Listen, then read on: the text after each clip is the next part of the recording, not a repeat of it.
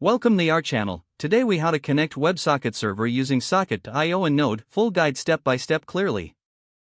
To connect a WebSocket server using Socket.io and Node, start by setting up your Node.js environment. Create a new project directory and navigate to it in your terminal. Initialize a new Node.js project by running npm init-y. Install the required packages by executing npm install socket.io express.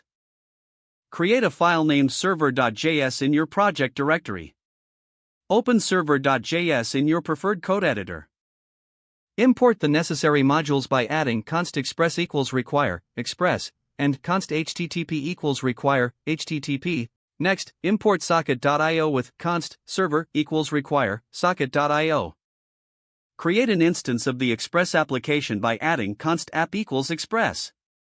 Set up an HTTP server using the line const server equals http.createServer app. Initiate socket.io by adding const io equals new server.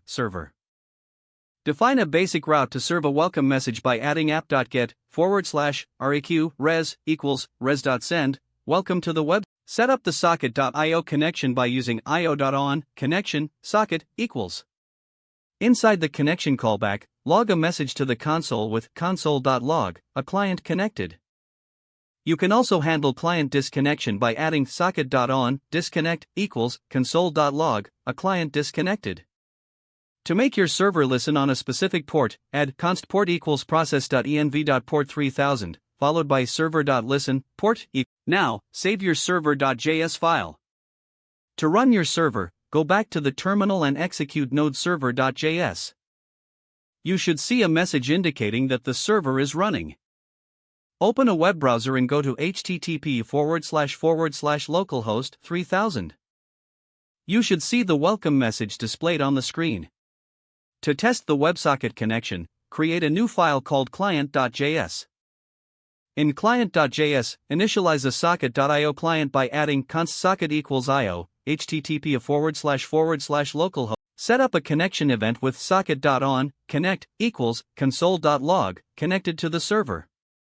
You can also add a disconnection event by including socket.on disconnect equals console.log disconnected from the server. Save your client.js file, and make sure to include the socket.io client library in your HTML file if you're using one. Now, open your browser's developer console to see the connection messages. You have successfully connected a WebSocket server using Socket.io and Node. Don't forget to like this video and subscribe to our channel for more step-by-step tech guides.